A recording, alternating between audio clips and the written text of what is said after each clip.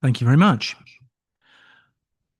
I'd like to welcome members and officers to this Cabinet meeting and also welcome anybody watching online.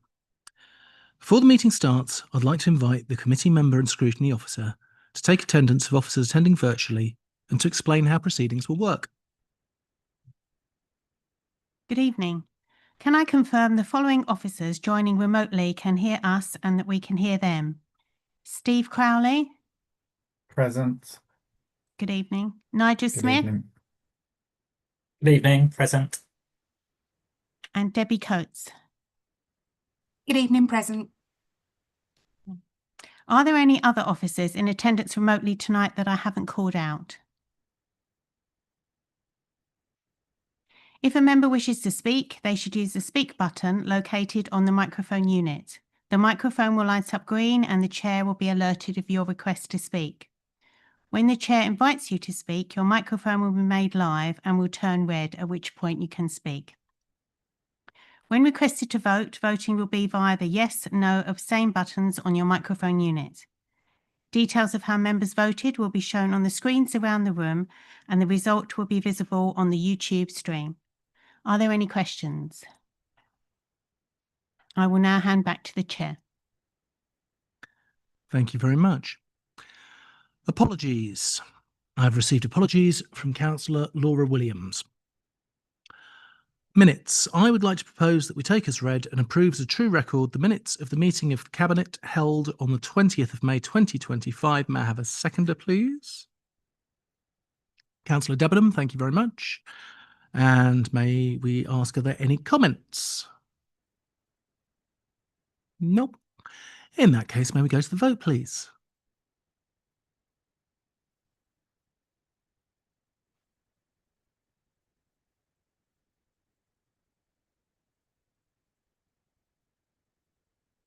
Chair, that motion is carried.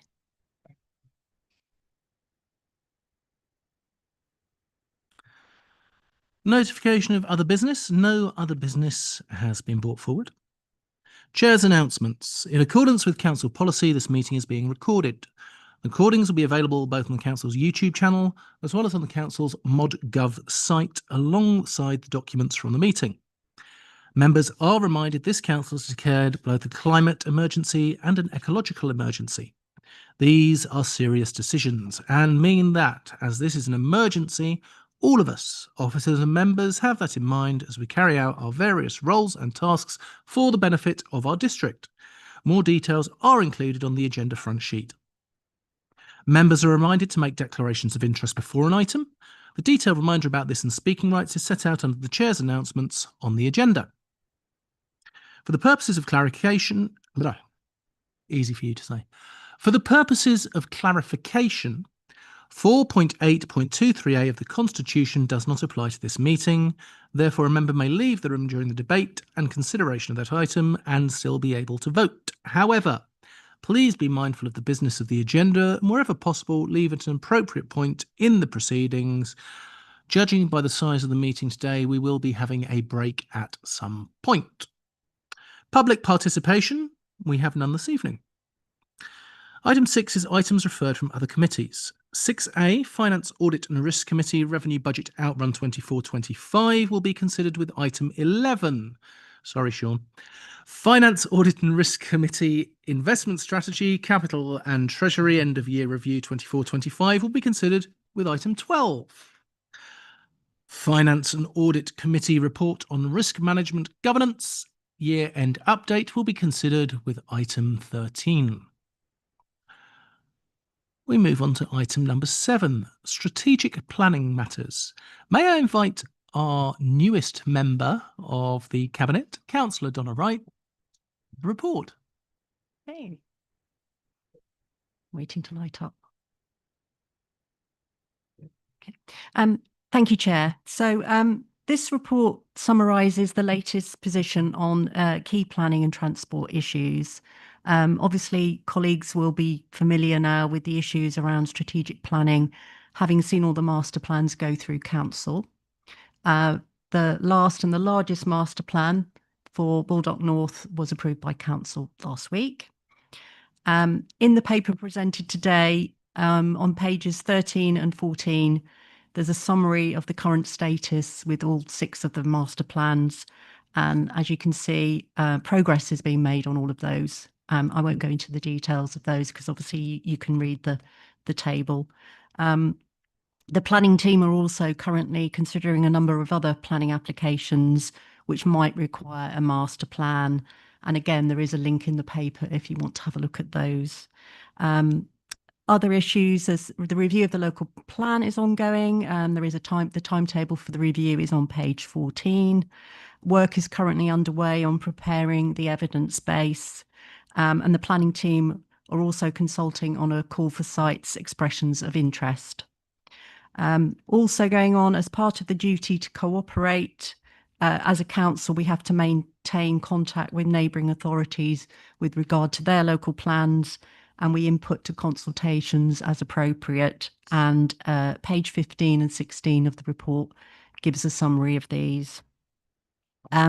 Neighbourhood plans, the result of the recent referendum on Barkway and Northampstead neighbourhood plan was overwhelmingly in favour, and this has now been approved by delegated decision.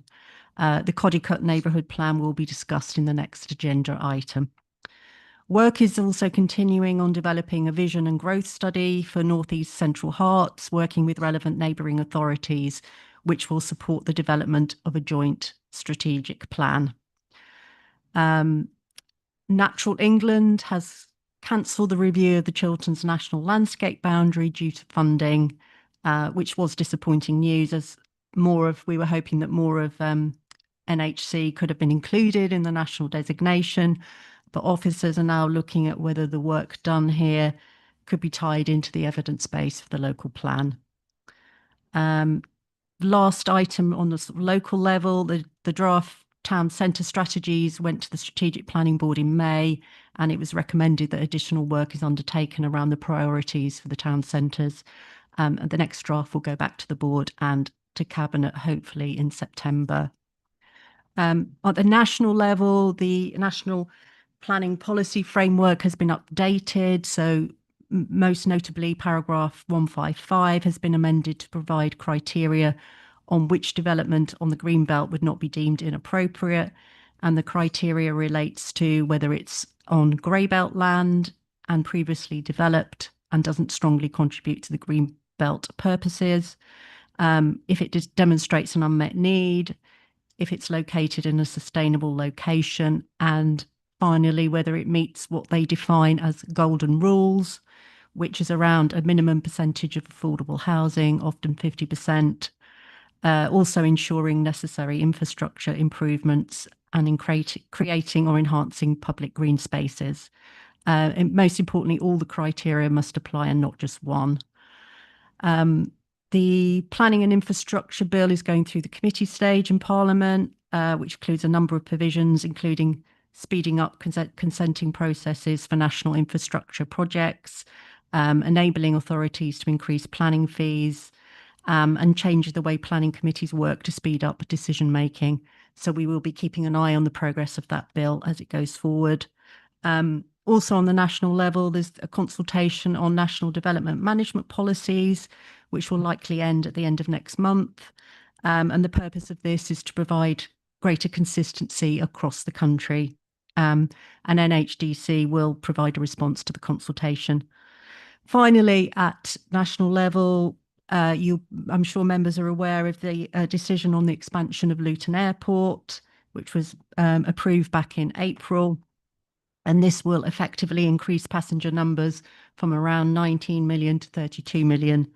There is currently an ongoing judicial review against the decision, but in the meantime, council officers are in the process of assessing the implications of the decision for the council. I think probably the biggest impact is likely to be around traffic, particularly in the Hitchin area. So that's a kind of main summary of latest developments. So I would ask Cabinet if they can note the report. And also perhaps at this point might bring in Nigel and Debbie just to if they want to add anything or whether they want to correct anything I may have got wrong. I don't have anything to add. Thank you very much, Councillor Wright. Nigel? Same, nothing to add, very comprehensive, thank you.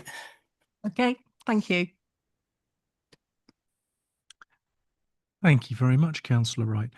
Do we have any questions for Councillor Wright? Councillor Debenham.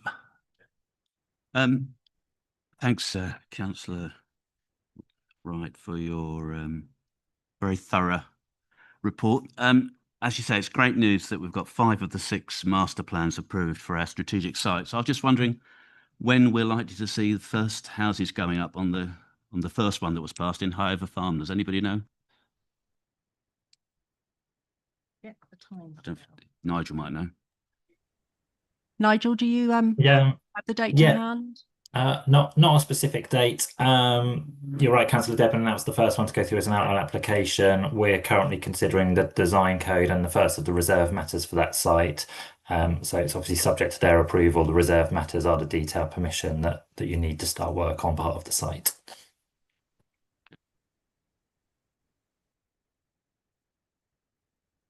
Thank you. Councillor Albert. Cheers. And just on that last note, it's also worth saying clearly that on Highover Farm, it's obviously open to objections and support from residents still, because we've still got the detailed matters to so you know that actually it's probably too early to say about what houses might be built, because we've still got the actual agreement for the detailed planning permission yet. Something that came up, Donna, around, and thanks for the report, for comprehensive report, thank you for that, around the Hitchin Community Forum was on the town centre strategy. It mentions obviously in the report about a sort of, you said we did and so on. I can't remember, I probably should have looked more closely. Is that all going to be published on our website, or indeed has it been published on our website? And are we able maybe to say a bit more about what's the sort of timeline for some of the individual town centre strategies to go out for consultation with residents, businesses and so on? I'll ask Nigel if he can respond on that, if he wouldn't mind. I'm not absolutely sure whether it's gone on the website as yet, but I think probably Nigel's in best position to respond. Yes, of course. Thank you. No, it's not on the website presently. We have done some engagement with local stakeholders and the business improvements districts. The consultants are working up the report at the moment. Our intention, as Councillor Wright said, is to consider that at the project board in July, with the aim of coming to Cabinet in September. The strategy now will effectively be one document that has the overarching district-wide strategy, but also chapters on each of the individual town centres with measures for those in one document. So yeah, the aim is to bring all of that to yourselves in September, with a view to then conducting consultation on that document with stakeholders and the wider public.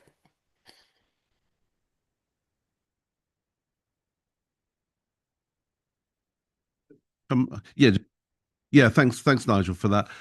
It just felt like that that if we've done something like you said we did, that feels like something that could be published.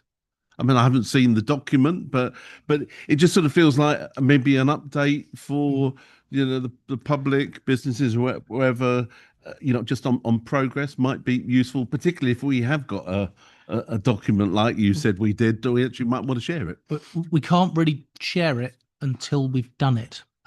It's been part of our strategy group. It has been sent back because it had gone through and we felt it wasn't suitable, which is why it's still being worked on. So as soon as it is, it will be published and people will be able to have access to it. But you can't publish a half-done document. Could you just come back and then say, could we get a timeline for when we would be able to publish some sort of interim? We do. It will be report? coming through to Cabinet, and then it will go through to Council, I believe. Sorry, Chair. I can September. Yeah, so I think, so September is still a little way away. I think we're still effectively 2.5, 3 months away from the September council meeting.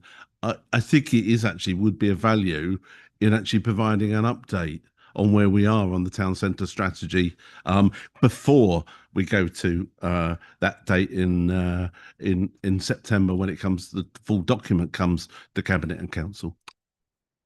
I acknowledge that, Councillor Albert, and I will speak to the officers about it. Councillor Bryant. I think I was just about to say just what you've just said. But I assume you're talking about an interim internal comms. We can talk to Christine Cross about that.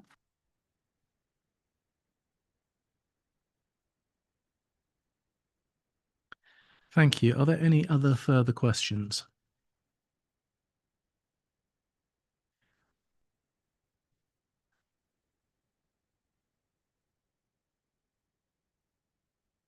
In that case, we have a proposer in Councillor Wright. May I have a seconder, please? Councillor Thomas, thank you. May we go to the debate? Does anyone have anything they'd like to say on this? I'm personally very excited to see the level of development that we've got coming through. We desperately need more housing and more social housing. Master plans have gone through, but that only means that we agree in principle. We need to get these through planning as well, and people will have the opportunity to have their say on these developments as they go through planning.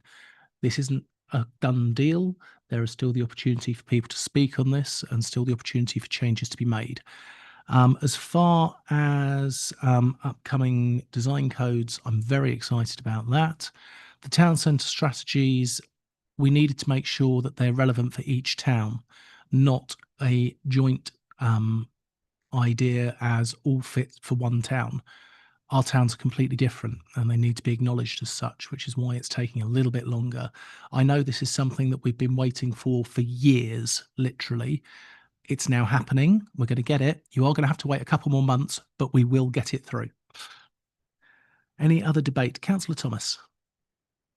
No, on the town centre strategies, I just wanted to highlight, I think particularly for Hitchin, where we've got the Churchgate project, that's a significant regeneration, sort of effectively, or redevelopment project by this authority, which is sort of really changing the game for how we are working. And I think it's really important that we make sure that those teams are working really effectively together across departmental lines and sort of look at how we can achieve that, and that we're not sort of just following a tick box process with the town centre strategies.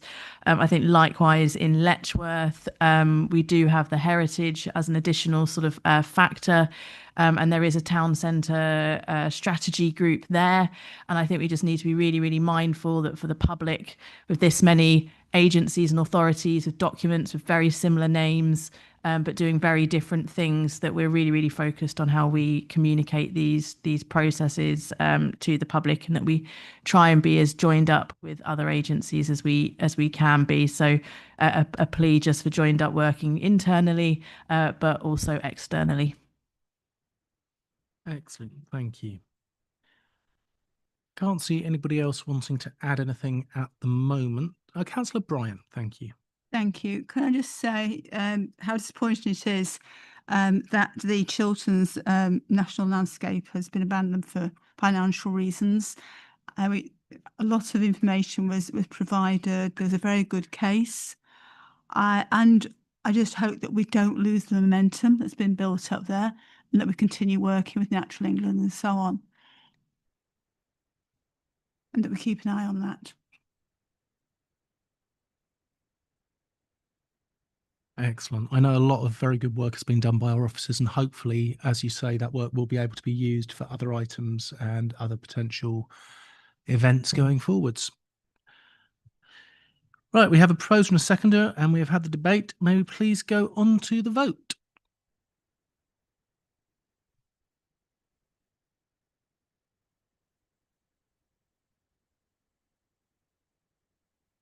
Chair, that motion is carried.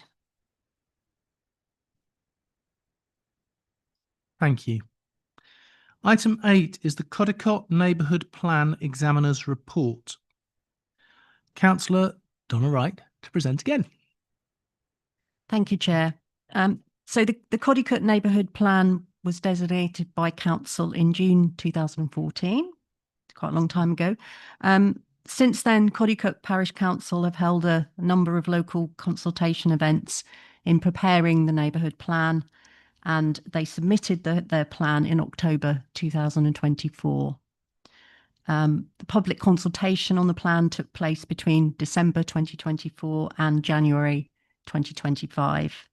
And following the consultation, an independent examiner was appointed to undertake the examination, and he issued his final report in May this year, which is attached as Appendix A to the report. As you can see, the examiner has recommended a series of modifications to the plan, which are all outlined in Appendix B to the report. And essentially, they are around ensuring that the plan meets the basic conditions and other legal requirements.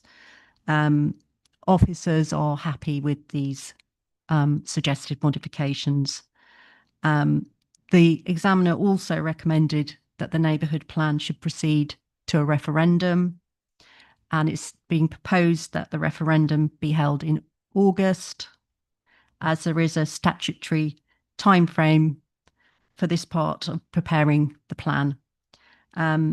Just to reiterate that this is a key decision which needs to be made by Cabinet, because the area covered by Codicote Parish includes 2 district wards, Codicote and Kimpton and Knebworth.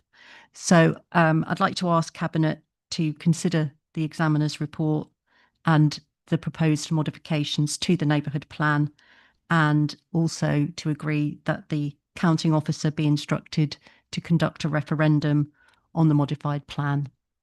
Thank you. Thank you very much. Do we have any questions? No.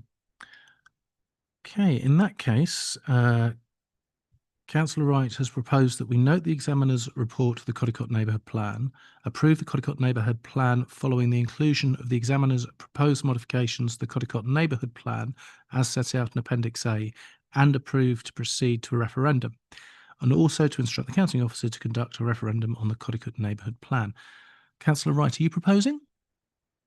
Wonderful. May I have a seconder, please? Councillor Debenham again. Thank you very much. We move on to the debate. I'd just like to say, I've got to stop saying I'd just like to say. It's becoming a tick. I'd just like to say that I'm really happy with how well the parish council and residents have worked on this with our officers.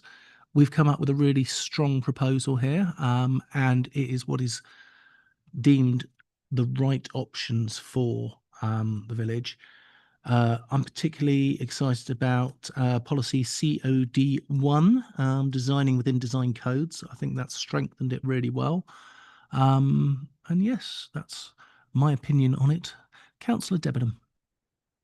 Thanks, Chair.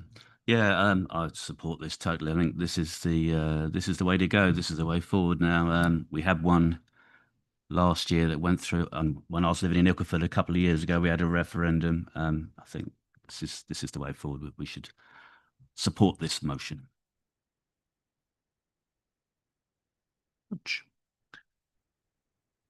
I don't see anyone else wishing to debate, so therefore I'm going to ask that we move through to the vote, please.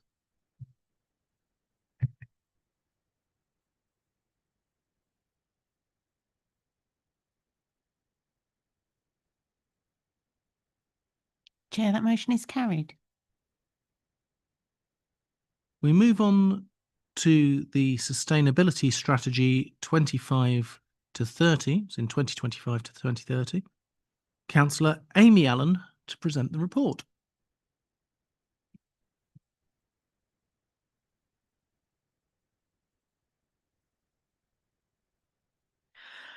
Thank you, Chair. The report proposes a replacement of the current climate change strategy with a sustainability strategy. Transitioning to a broader sustainability strategy will help us better align with the Council Plan priority of sustainability. It will also help us to address issues beyond climate change mitigation, including climate adaptation and biodiversity. These documents are plain text versions which will be designed once the content is agreed. The strategy sets out aims and actions across the theme of council emissions, district-wide emissions, climate adaptation, and biodiversity. The colour coding of the actions refers to these themes as well as sections for cross-cutting actions. The aims and actions were consulted on via a survey which received 141 responses from the public, 33 from staff and 3 from councillors. Overall, 87% of respondents said that it is important for the council to make its own operations more sustainable, and 86% agreed that it is important for the council to tackle sustainability issues across the district. On average, agreement with our aims on emissions reduction, adaptation and biodiversity sits at 78%. A summary of the consultation response can be found at Appendix C. Progress on the actions will be monitored via the Climate and Sustainability Officer Group, the CSOG, and regular reporting to PLB. I note that we are proposing a small amendment in Appendix A, page 70 of the reports pack, to make reference to the Hertfordshire Growth Board and the Sustainable County Mission. We are also proposing to amend Action 10 in Appendix B, page 73 of the reports pack to include reference to embedding our sustainability goals in the procurement strategy. Thank you. Thank you very much. Do we have any questions on the sustainability strategy?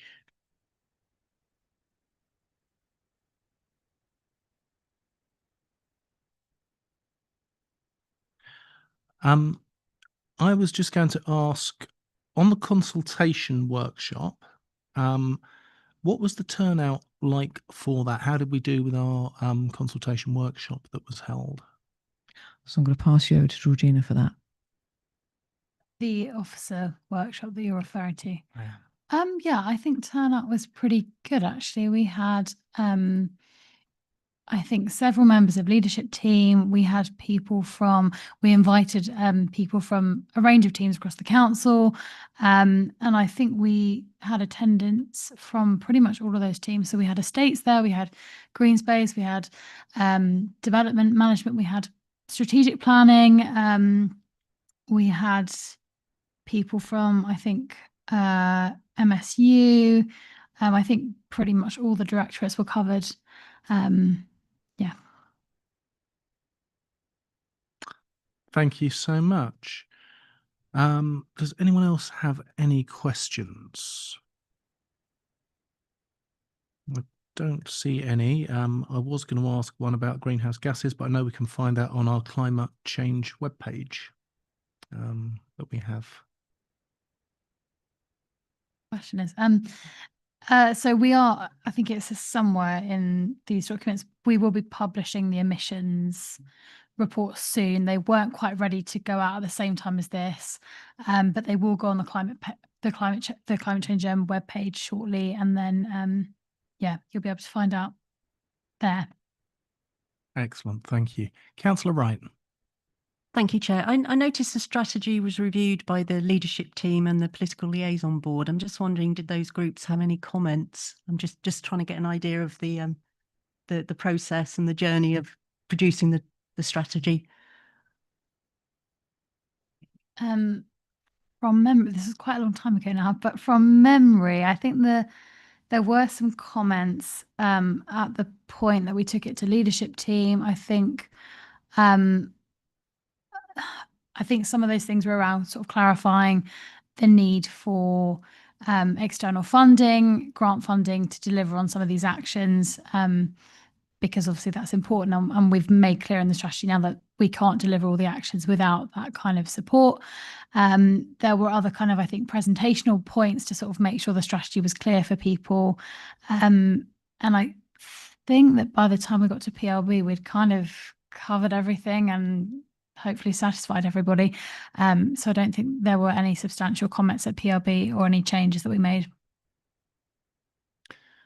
If I remember correctly from PLB, there were quite a few questions about biodiversity net gain options off the top of my head. But we can always watch it back and find out. Right, I don't see any more questions at the moment for Councillor Allen. But I do now.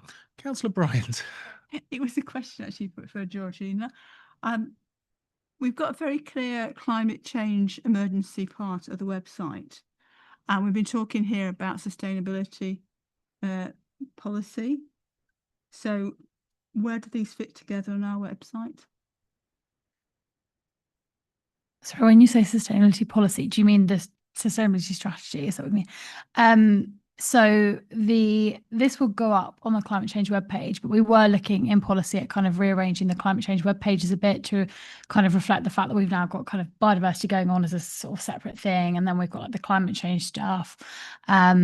So we could definitely look at maybe renaming some of those so that we're calling it sustainability rather than climate change, and then maybe you go down and sort of have sub pages for climate and then a page for biodiversity and that kind of thing. Does that answer the question? Yes. Thank you very much. In that case, the recommendation is the Cabinet note the contents of Appendix C Sustainability Strategy Consultation Response. Adopt the following documents taking into consideration the new actions proposed under each theme of Appendix A Sustainability Strategy 2025-2030 and Appendix B Sustainability Strategy Actions Table. Councillor Allen, are you proposing? Yes. May I ask for a seconder, please? Councillor Debenham. More than happy to second this, Chair. Thank you very much. We move on to the debate. I'm very excited that our council plan that we launched last year for 24 to 28 has been implemented far more strongly in our new sustainability strategy. There's a much broader scope put on the sustainability aspects in the council plan, and it's great to see that we're putting this into place with this strategy. I'm definitely going to be voting in favour. Does anyone else have anything they would like to say on it? No. In which case, may we go to the vote, please?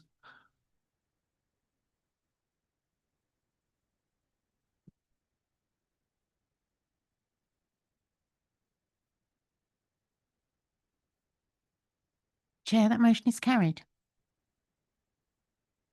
Thank you. Item 10, the Council Delivery Plan 24-25 End of Year Update. This is available on pages 85 to 124 of your packs. Councillor Ian Albert to present. Thank you, Chair. And really following on from your last comment about the council plan, obviously this council delivery plan is very much the supportive document for that and demonstrate the progress that the council has made on those key projects. It reports, as I say, the detailed position of our key projects at the end of 24-25, but it's also worth saying there are some updates being more recent as the report was prepared in May. As well as specific project risks, it also details our four overarching risks: resourcing, cyber, financial sustainability, and LGR and devolution. The performance indicators are deliberately aimed at assessing corporate performance and performance in key service areas. Feedback from the peer review and a recent audit report is that we should look at key performance indicators aligned to the council plan and other key strategies. Ideas for this will be included, final ones in the Q1 report in September, but you'll see both in 8.7 and also later in this report, it obviously sets out some early key performance indicators which we are recommending to you.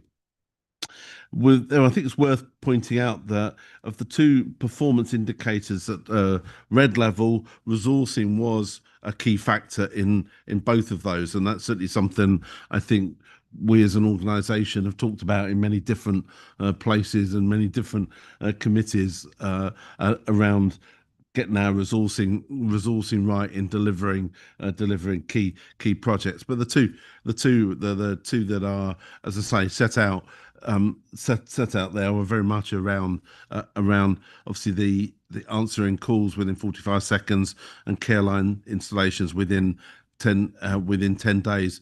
But I think it's also important to report that the actions that we're taking to mitigate this and actually correct this are set out in a bit more detail in paragraph 8.4.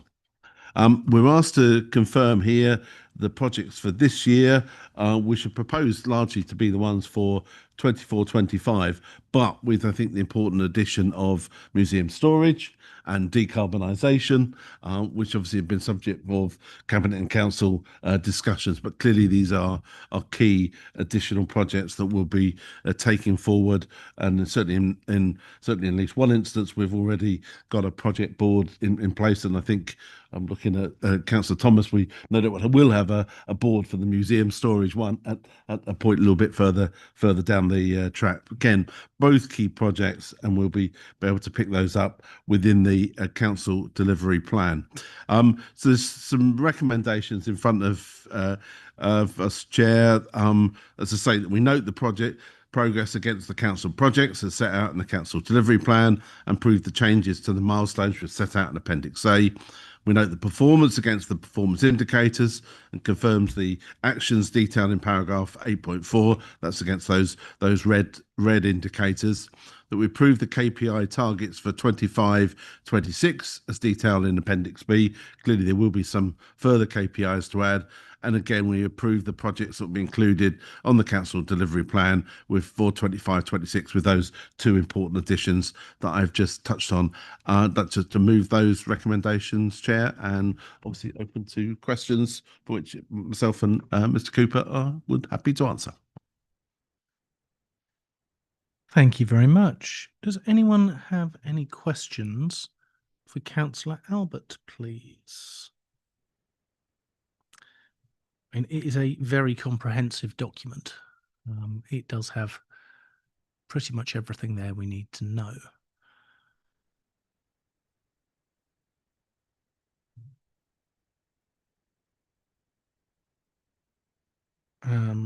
Just looking. There was one I was interested in about.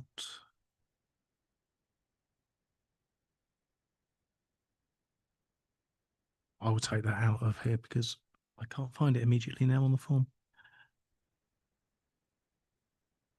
In that case, we've had the proposal from Councillor Albert. Do we have a seconder, please? Councillor Wright. Question. Oh, happy for questions.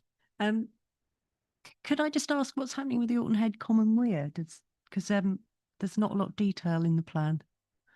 Just due date to be confirmed. Does any?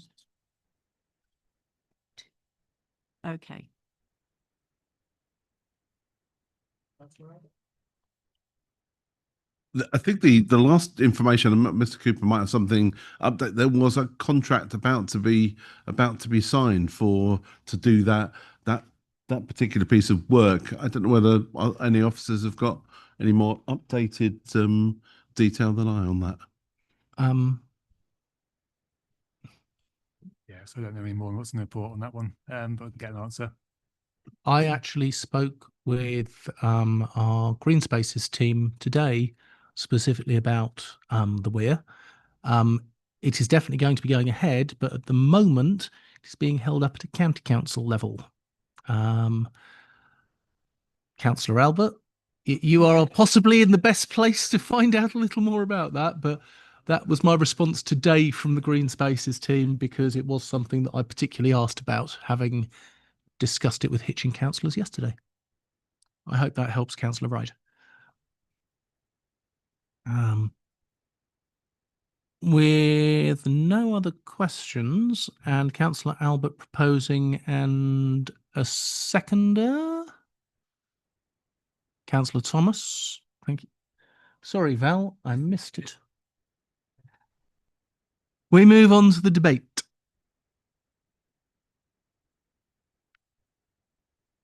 Councillor Thomas. No, I just wanted to comment. It's a really ambitious project load, and it's great to see so many projects are moving forward. And I did just want to assure Councillor Albert that yes, there are plans in place for a project board that will be coming to a PLB meeting near you soon. I'd like to thank Councillor Albert and Ian Cooper for bringing this forward. This is no small amount of work. It always amazes me how well these are brought through, how accurate they are, and how approved they are by Finance, Audit and Risk generally as well. It's a serious piece of kit, and it demonstrates how well North Herts Council is run, because we are still doing well financially while others are struggling. Touch wood. Thank you both. I see no other comments on the debate, but I do now. Councillor Debenham. To make an observation from the report, and I'd like to congratulate everyone active on their first year as a leisure provider for 200,000 above target of leisure centre visitors.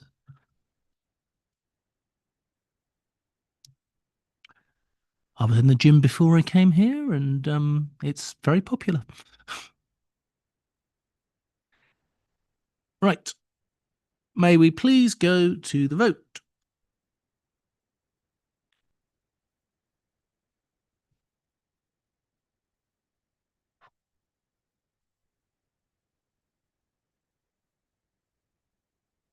Chair, that motion is carried. Thank you very much.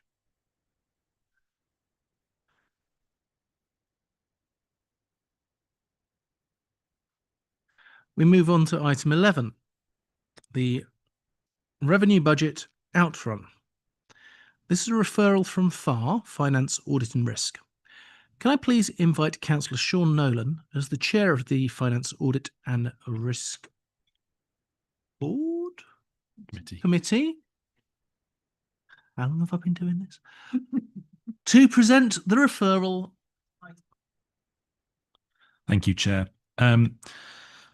So the headline that was taken away, obviously, from this paper is that we are moving funds into our reserves, which clearly as a headline is a positive thing. However, again, similar to the last year or so, that hides the fact that in a lot of cases this is underspend due to issues around resourcing. I think we just heard from a couple of last items about how much good is being done in terms of council's delivery, but clearly with the inability always to retain the right amount of resource, that is hampering the ability to go even further and to ensure that everything is delivered. Again, it's not a new point. I think it's come up every time we've had items such as this presented to the committee. And again, I think it's looking at how we manage that going forward is going to be a key challenge. There's obviously other elements around some spend which is into next year, particularly around leisure decarbonisation, which will be recognised last time, which was asked around, but clearly that's for the next year for that to be brought up. I think there were other couple of areas as well, such as enterprise, which was mentioned, and regulatory as well, where there had been slippage or less income than expected. So again, it was a report that shows that we are managing the finances well, that we clearly put a lot away, I think, so to speak, but clearly there's still challenges in terms of how we ensure that we are bringing that income in and making sure we're delivering as well in terms of how we planned out. Thank you, Chair. Thank you very much. Are there any questions for Councillor Nolan specifically about the referral from Finance, Audit and Risk?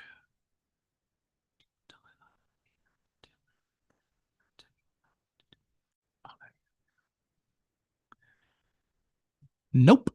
In that case, can I ask Councillor Ian Albert to present the report? Again, thanks, Chair, and obviously thanks to Councillor Nolan and Finance Committee for their work over last year, and obviously clearly to thank Mr. Cooper and his team for all of their work over the last year in actually delivering this end of year report on our budget. A lot of this is fairly technical, so I'll sort of briefly sort of go through it. Table 4 in the report details the budget variances identified in the last quarter. That's an 817,000 underspend, but 563,000 of that relates to delayed activities where the costs will now be incurred in 25-26.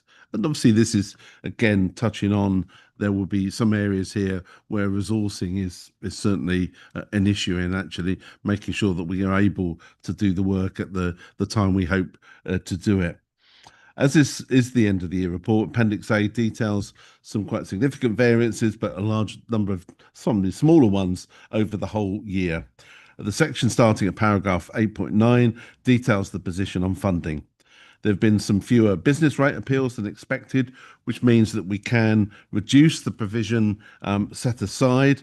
As we were part of a business rate pool in 24-25, more of the gain from doing this is retained rather than needing to be paid to government. This will translate as an increase in our general fund balance in 26-27. The balance in our MHCLG grants reserve is also higher than forecast, and we expect that will also be available to support our general fund balance in future years. Again, whilst technical issues, certainly these are both helpful things in terms of helping to balance our books and making sure we've got sufficient and more than sufficient reserves to cover us in the years ahead. As this is the outturn report, it's further on to council to approve the formal transfers to and from our reserves, and obviously formally chair to move the recommendations in the report that's something 2.1, 2.2 and 2.3, and obviously to recommend to council that we approve that overall net transfer to earmark reserves as identified in table 9 of £1.06006 million. So move those recommendations, Chair, and obviously happy to answer any questions, and obviously Mr. Cooper is here also to help us with that. Thank you. If I could just bring in our monitoring officer for a moment. Just for ease of reference, the referrals from FAR had different figures, and obviously the figures that I think you've got in the Cabinet report are the correct ones, just for clarity. Thank you very much, Jeanette. Do we have any questions for Councillor Albert? I do, but I'm not sure if it's for you or if it's for Enterprise, because it was a question around the Churchgate Shopping Centre net rental income. I just wanted to ask, now that we have cleaned, tidied, done up to a extent, removed the pigeon poo, spruced up, that's the one. How often do I get to say pigeon poo in a cabinet meeting? Twice.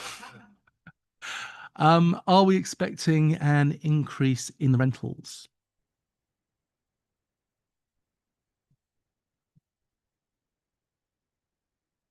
I think there's nothing in the budget for additional income. There are still some tidying up to do in relation to some of the historic rent positions to be resolved. There's a report coming to a future cabinet meeting to deal with that.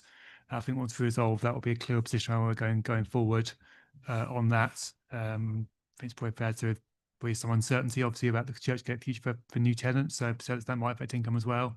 So at the moment, not forecasting the budget, but we'll keep it monitored throughout the year. Thank you. I know it's not necessarily a budget question, but I do appreciate it, and it was an opportunity to bring that one in. Do we have any other questions? In that case, Councillor Albert has put through the recommendations. May I have a seconder for Councillor Albert? Councillor Bryant. Happy to second. Thank you. Can we move on to the debate, please? I'd like to thank all the members of FAR for going over the information, making sure the outrun is suitable, making sure that all the I's are dotted, the T's are crossed. And again, thank you ever so much to Councillor Albert and to to Ian Cooper for preparing this. I don't see anybody else looking to speak at the moment, so may we please move on to the vote.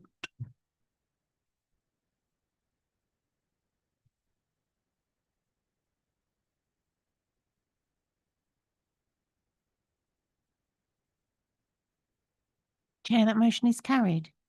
Thank you. Item 12 is the investment strategy, capital and treasury, end of year review 24-25. To start with, we have the referral from FAR. Please can I invite Councillor Sean Nolan as the chair of the Finance, Audit and Risk Committee to present the referral on this item. Thank you again, Chair. So I think relating back to the last item again, there are a number of adjustments, some of which are again driven by the moving of funds into the next year for spend there. Won't go back over the reasons for that again. One of the main things that we noted again was that although we have seen the expected drop in interest rates, which obviously affects the investments, it hasn't quite been as precipitous as potentially expected. So again, the income generated there is still probably above, I think, what we've had described as historical norms. So again, clearly of benefit to the council at this current time. It was also, as been pointed out, and I think it's quite obvious from on the later tables in the report, that the council is getting close to moving into a position to need to borrow to fund the investment programme, the capital programme, sorry. Clearly, that means that there needs to be some decisions taken. And I believe, referring back to what we've had from Ian Cooper previously, that a lot of that at the moment would be driven by borrowing internally. So wouldn't expose us to going externally yet for the funding required. But clearly, that would then in itself bring about an increased cost in terms of having to pay back on that money borrowed, as well as reducing the amount that can then be invested. So it's an area that needs to be considered now in terms of what is put into that capital programme, and making sure that there is that clear view taken about those extra costs that will be incurred going forwards. Thank you very much, Chair.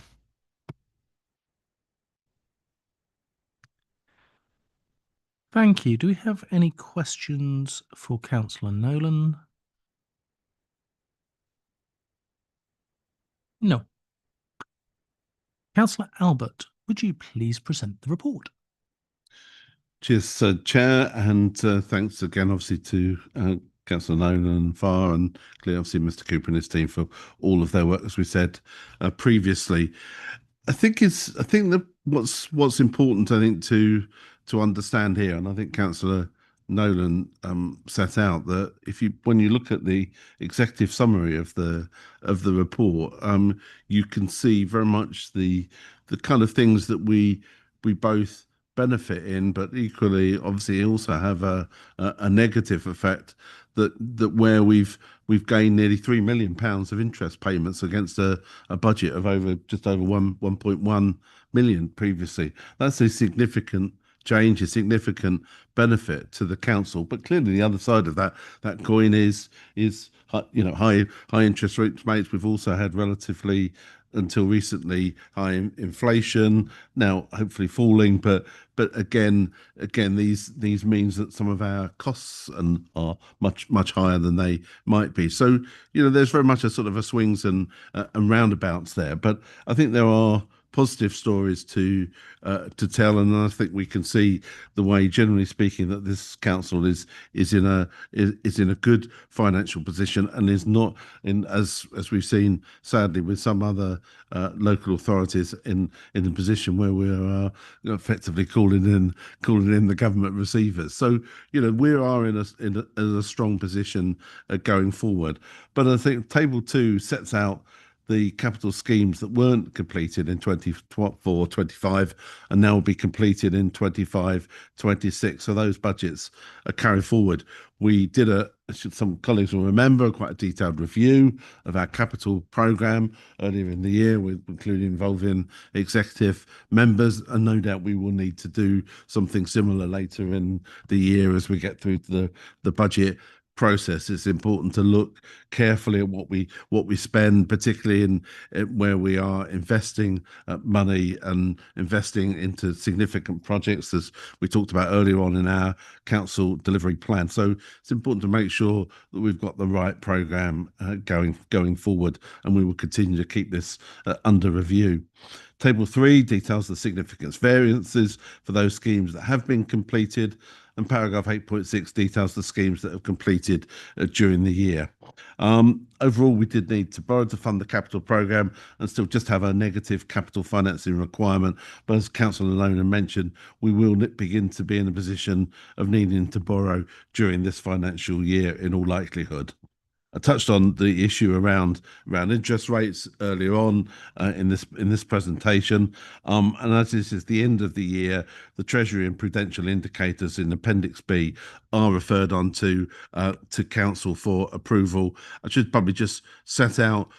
Also, you'll see in the report that there was one during the course of the year in terms of the Treasury in 8.10, one minor breach of investment limits for 1 day due to a staff absence, and we're looking, and I know Mr. Cooper and team are looking at how we can ensure, if that's a position to see whether we are able to look at ways that we can cover that and ensure that there isn't even a minor breach. It was only for 1 day, but as I say, clearly we want to look into how we can make sure that if there are ways that we are able to improve that, but with obviously small numbers of staff in the teams, and the importance of obviously ensuring there is a separation of duties here. That isn't always easy, but that's certainly something that we are looking at, and I just wanted to draw your attention to that. So the recommendations, Chair, are in front of us in terms of both what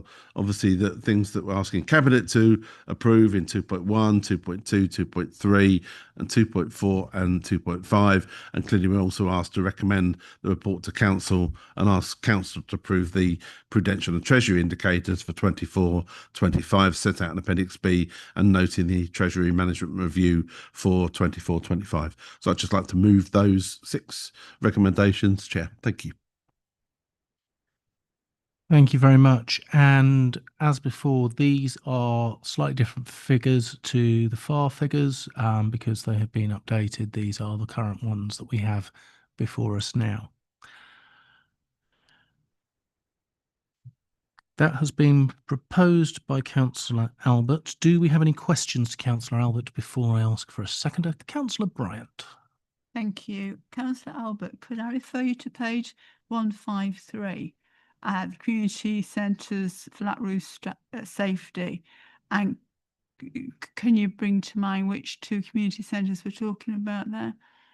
I'll ask Mr. Cooper just to cover that off, just make sure I've got the right answer. One of them is definitely Jackman's in Letchworth, and I'm struggling what the other one is. I can have a little dig through and get you an answer. Thank you. Thank you very much. I don't see any other questions for Councillor Albert. May I have a seconder, please? Councillor Amy Allen. Happy to second, Chair. Thank you. We move to the debate. I'm really excited looking at what we completed in the capital scheme in 24-25. It's brilliant. The Old Hellway allotments, the Newmarket Road skate park, the Alden Headcorn footpaths, Bancroft and Priory splash pads, St John's Cemetery footpath, Ivor Spring footpaths, John Barker Place. We have people in those flats now.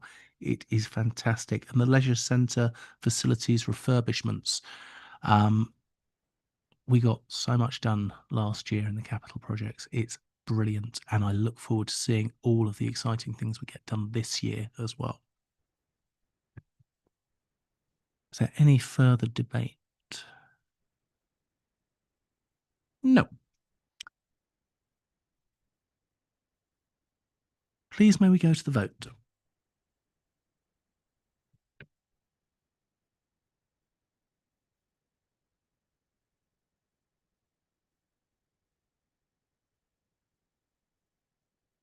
Chair, that motion is carried.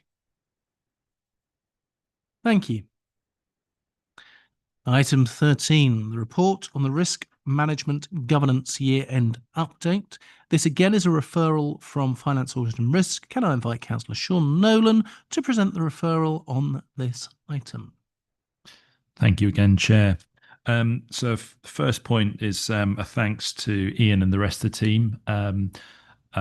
I think based on some of the comments that have been raised previously, there was a big update on this particular report that covered a lot more detail around the risks included, focusing a lot more on the mitigation actions, what has been done, a decent history in terms of the sort of progress that the council and officers had made in managing those risks, and the effect that it had. It was a very big help in terms of getting the full picture over particularly some of the longer lasting risks, how they had changed. So a big thanks on the response on that.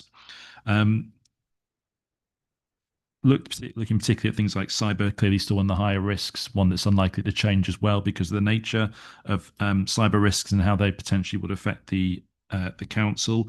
Again, that stays pretty much at the top of the list. It was very positive to see the potential change on the finance side around the forthcoming 3-year spending settlement.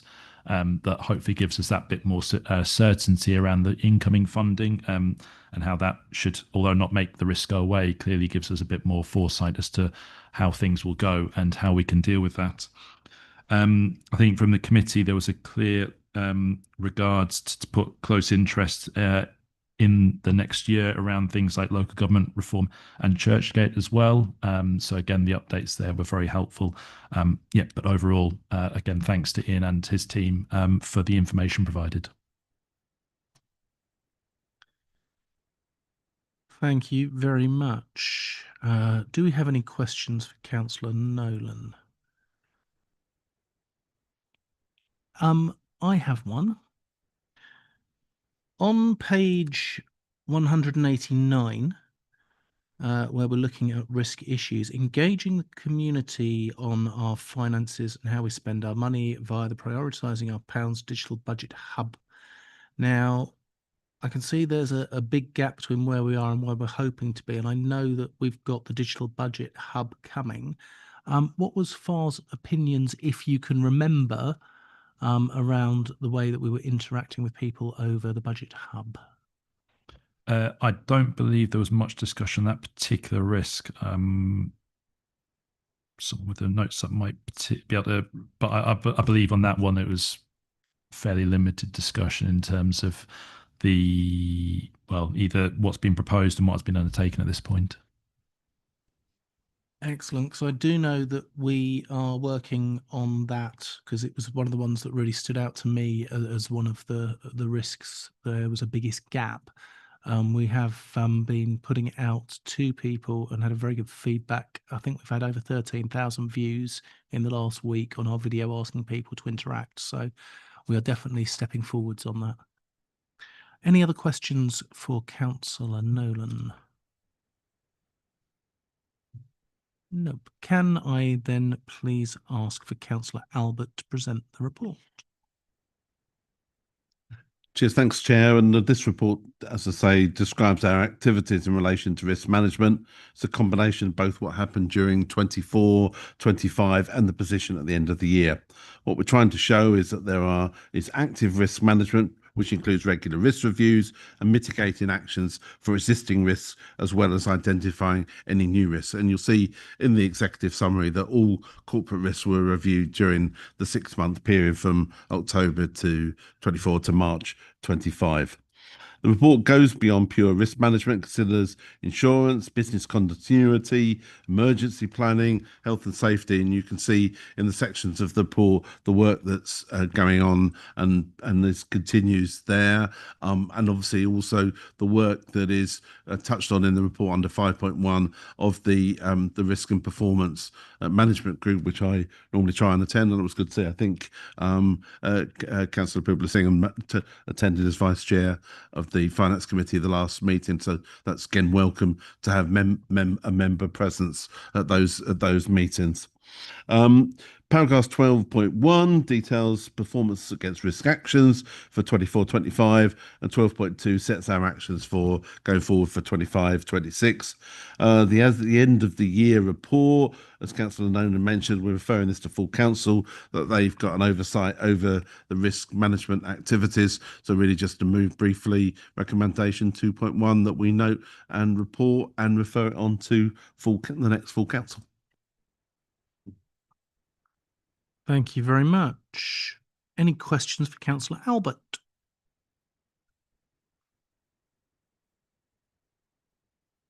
No. May I have a seconder, please? Councillor Amy Allen. Happy to second, Chair. Thank you. May we go to the debate?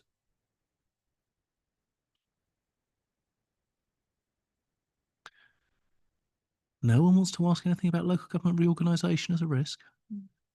Wonderful. I'm glad to see it's on the risk register. It is not so much a risk as an inevitability, an opportunity. I like that. And it genuinely is. There's so many opportunities coming through. May we go to the vote, please?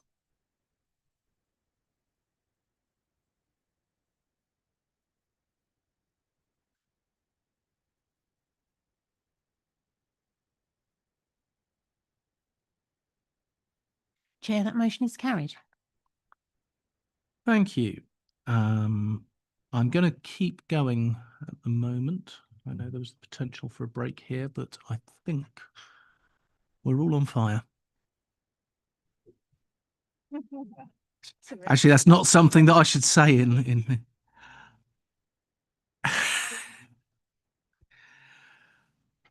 Item 14 is exclusion of the press and public. I propose that under Section 100A of the Local Government Act 1972, the press and public be excluded from the meeting on the grounds that the following report will involve the likely disclosure of exempt information as defined in paragraph 3 and 5 of Part 1 of the Schedule 12A of the said Act as amended. Can I have a seconder, please? Thank you, Councillor Debenham. May we go to the vote, please?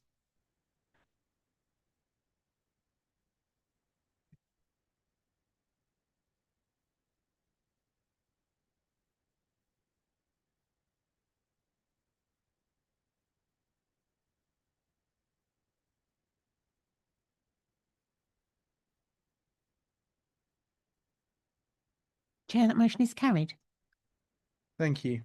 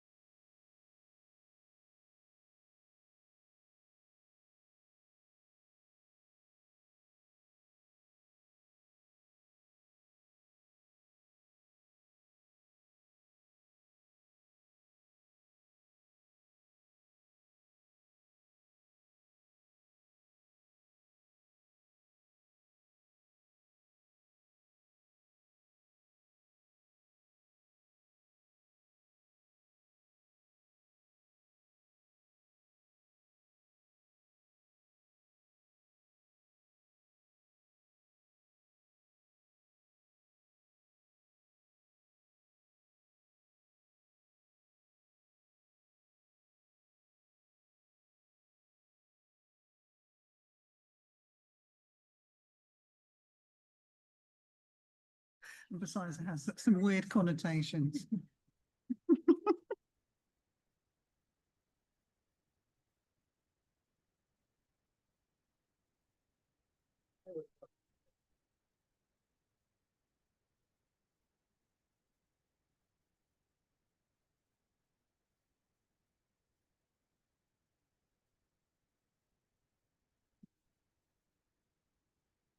Sure, there'll be an emergency one before then. I will have an emergency. We are back for item 17, the Arena Baldock, part 1. Councillor Tamsin Thomas to present the report, please. Thank you, Chair. Colleagues, this report pertains to the Arena football ground, which this authority owns and lets out, and sets out proposals for dealing with the balance on the rent account, regularising underlettings, a new rent, and details how future rent reviews will be assessed. This will enable the club to make investments in the pitch and wider facilities, which is sorely needed. I want to thank Phil Doggett, Stephen Hensby, Steve Crowley, and colleagues in the Enterprise Department for their work on bringing this report to Cabinet. Colleagues, I'm delighted to be able to present this report as it resolves a long-standing issue for the Arena. The Arena football ground and associated facilities are let to Hitchin Town Community Football Club Limited under a 50-year lease expiring in 2045. They are a not-for-profit company and operate multiple community activities from the ground. These include a college programme, coaching clinics and holiday camps, schools programmes, and disability football programme, and a community action campaign. There's a great deal of history with the site and the various organisations holding the lease since it was established in the 1980s. And more recently, there have been unresolved issues with the lease that have been preventing the ground from being developed. We have a full estates team in place, and I'm delighted that we've been able to bring this proposal forward. Officers have been in active dialogue with the club, and I'm delighted we've now reached agreement on how to resolve those long-standing issues to enable the club to plan for their future and the future of the ground. This includes dealing with the balance on the rent account, regularising the underlettings, and a new rent and how future rent reviews will be assessed. The uncertainty of treatment of the rent balance has until now prevented the club from progressing with their financial plans, which include the ability to apply for grants to invest in the facilities. And this in turn is having an impact on the range of teams that can use the pitch, with particularly more senior teams not able to use it. Approval of this report will help the club remain viable, continue their projects and programmes that serve the community, and make plans for investments in the facilities. It will also assist Hitchin Town with their ongoing discussions with Baldock Town FC to hopefully return them to playing at the Arena. I fully endorse this report and urge Cabinet to approve the recommendations set out, enabling the club to have the certainty they need to plan for their future and the provision of facilities. So to the recommendations, I fully endorse this report and urge Cabinet to approve the recommendations set out, providing the club with that certainty. Recommendations 2.1, that the council agrees to cancel, write off or credit note the outstanding balance on the rent account for the reasons outlined in the report. 2.2, that the user clause and alienation provisions in the lease be amended to allow for existing sublettings and license arrangements to be regularised and provision for future sublettings. And 2.3, that the council agrees to accept a revised rent as outlined in part 2, and future 5-yearly rent reviews in line with the increase in CPI. I am here today with the support of Phil Doggett in the room and Steve Crowley online, should you have more detailed questions.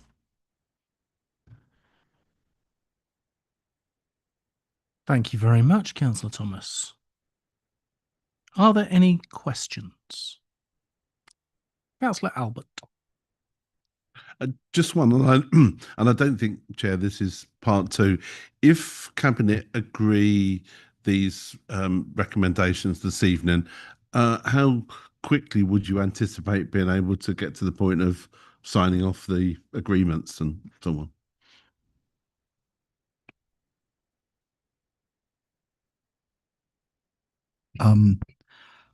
Very quickly, because it's a relatively straightforward rent review memorandum and deed of variation, which can be prepared relatively quickly, subject to my legal colleagues' capacity.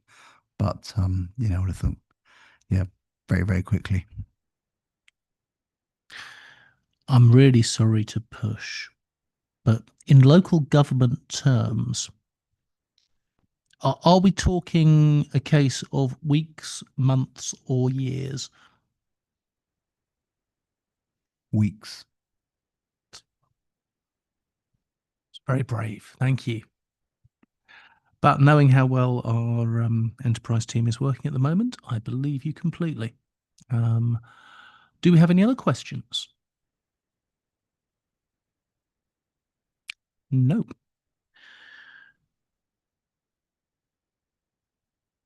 We have a proposer. May I have a seconder, please? Councillor Debenham. I'd like to second, please. Wonderful. May we go on to the debate, please? Councillor Albert. Thanks, Chair. And this time I am kicking off the debate. So first of all, I think thanks to Councillor Thomas, Phil Doggett, all the team that have been involved and legal colleagues in getting us to this point of resolving what's been a long-standing issue. Completely support what Councillor Thomas has said and the recommendations within the report. I think this is a significant step forward. I think it actually protects, I think, what is a significant opportunity for many sort of young people in Baldock and around, and quite a wider area, in playing sport at the playing football and so on and other activities at the arena. I think that this helps to protect that and see that continuation into the future. If obviously anyone from Hitchin Town happens to be tuned into this recording, I certainly, and officers of Baldock Town, I certainly encourage them to continue those discussions that are highlighted in the report about bringing the importance of bringing Baldock Town back to the arena. Both as Councillor Devon and I are long-standing Barnet supporters. We know about playing not in your hometown. I think this is really important, and I would actually be delighted to see that that arrangement that's set out in the report happen in the coming seasons. So certainly hope they would to do that. And clearly, obviously, I say to Hitchin Town, to the colleagues, I think is around the importance here that we've now got to an agreement around this. I think this is now the opportunity to get on, to be able to invest in the ground, to invest in a new pitch. And I really hope that we can see that happen in the very near future. And then that gives us the opportunity then for seeing Baldock Town first team back there playing in coming seasons. So support the recommendations in this report. I think it's great to see this has now been resolved. Thanks everyone involved, and hope the Cabinet will unanimously support it. Thank you very much, Ian. And taking a question from the corner, Councillor Debenham. I wholeheartedly agree with everything Councillor Albert has said. The prospect of seeing Baldock Town back in Baldock is obviously brilliant, fantastic.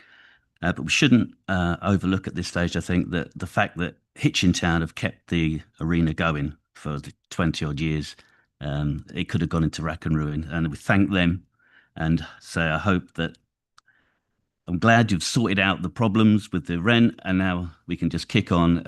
I thank the enterprise team for getting to the bottom of another long-running issue, and I wholeheartedly support this. Councillor Thomas. No, I just wanted to acknowledge the contributions of my colleagues, Councillors Debenham and Albert, for their role in translation and explanation as we sort of navigated this issue to make sure that the fact that you have an exec who knows next to nothing about sports ball was able to make the right types of decisions as relates to this ground for the benefit of the community.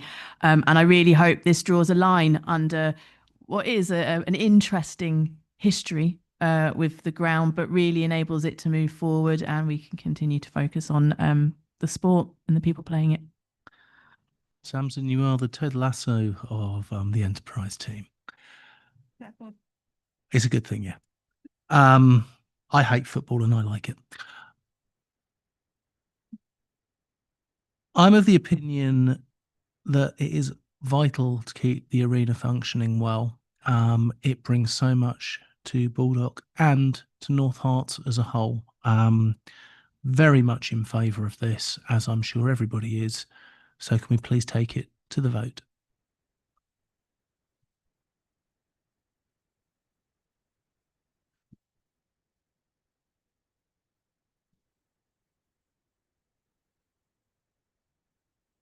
Chair, that motion is carried. Thank you very much. I am now going to take a short break and we are going to part 2.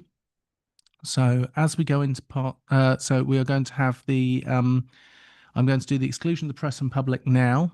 We will then have our short break and we will then go into part 2. So item 18, exclusion of the press and public. I propose that under section 100A of the Local Government Act 1972, the press and public be excluded from the meeting on the grounds that the following report will involve the likely disclosure of exempt information as defined in paragraph 3 of part 1 of schedule 12A of the said act as amended.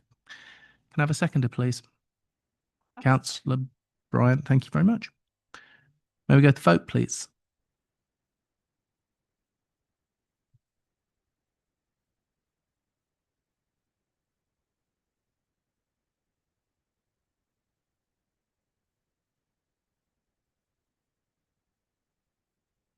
Chair, that motion is carried. Thank you. If everyone would like to take a break, and I will see you all back here at 9:25, please.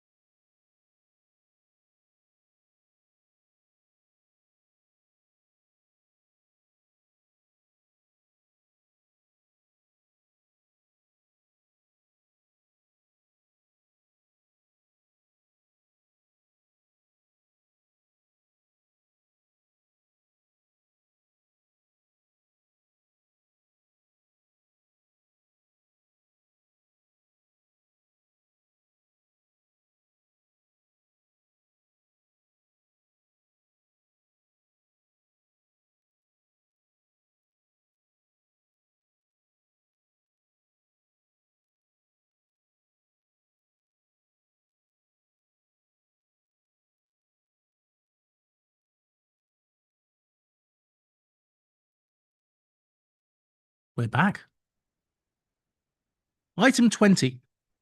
Radburn Way, Letchworth Garden City, Part 1. Councillor Tamsin Thomas to present, please. Thank you, Chair.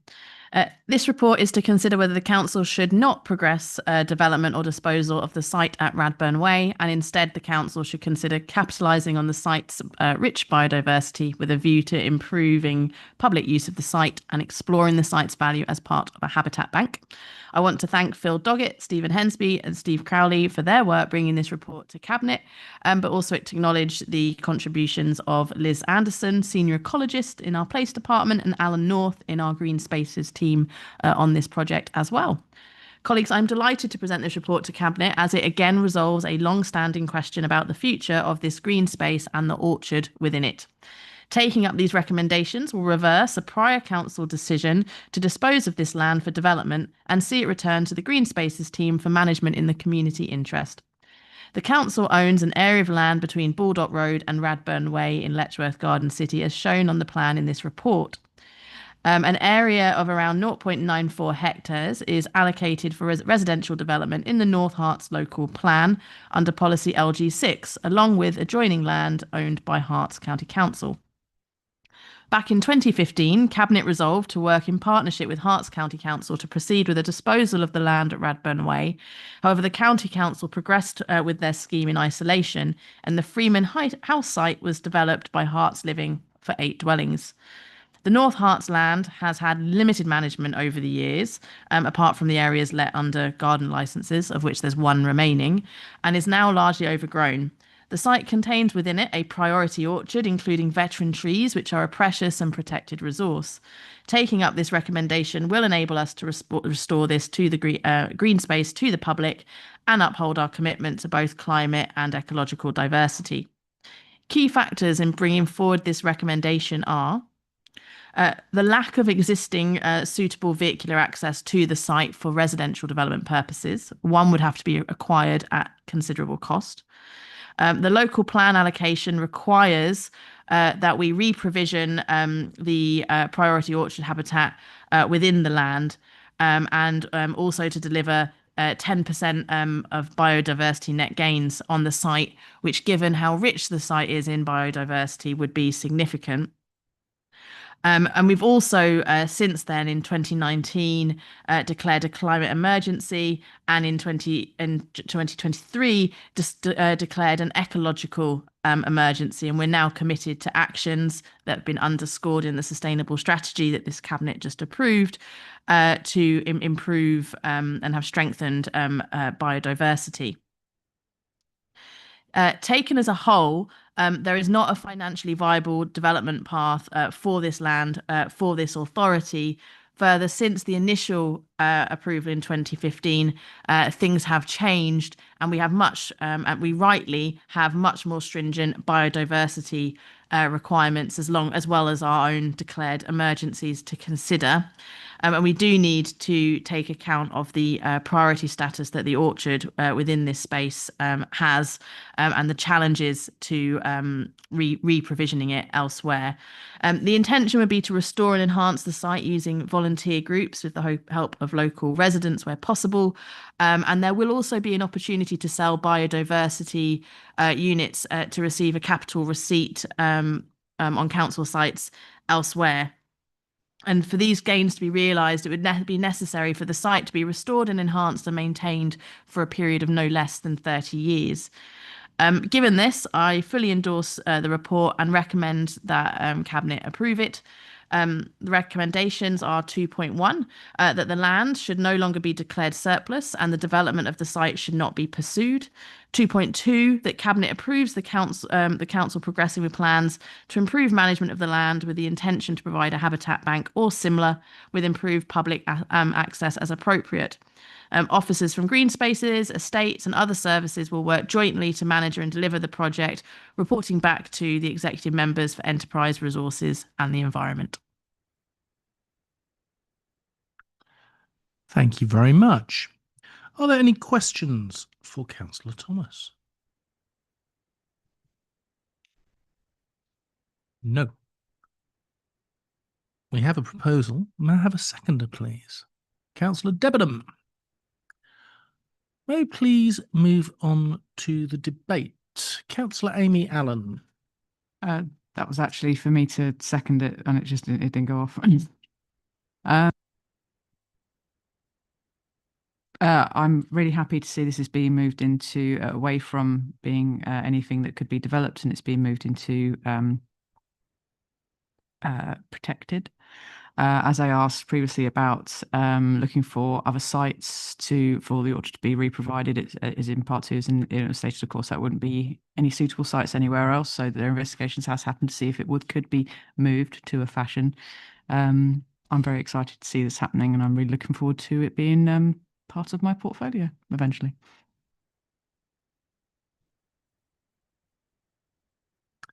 Councillor Debenham. When this first came to me, I was very surprised that that land was set aside for housing, quite frankly. And Councillor Thomas has mentioned the vehicular access. I just cannot see how you could get into, especially how it is now with the George Freeman House.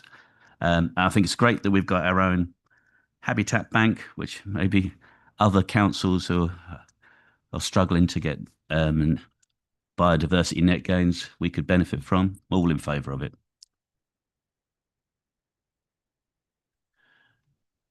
If I can go back to my chair's announcements. Members are reminded that this council has declared both a climate emergency and an ecological emergency. These are serious decisions and mean that as this is an emergency for all of us, officers and members have that in mind as we carry out our various roles and tasks for the benefit of the district. This is for the benefit of the district. This is for a fairer, greener North Herts. Definitely voting in favour.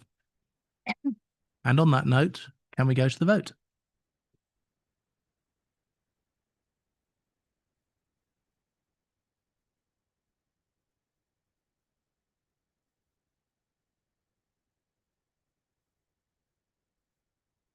Chair, that motion is carried. Before I formally close the meeting, I want to again thank Jeanette. I know you hate it, but you have been an absolute asset to North Herts Council, and you have been so supportive to all of us councillors, myself in particular. I genuinely appreciate everything you have done for us. Thank you. You're welcome. I hereby close this meeting. Our next meeting of Cabinet is on the 23rd of September 2025, subject to any change that everyone will be let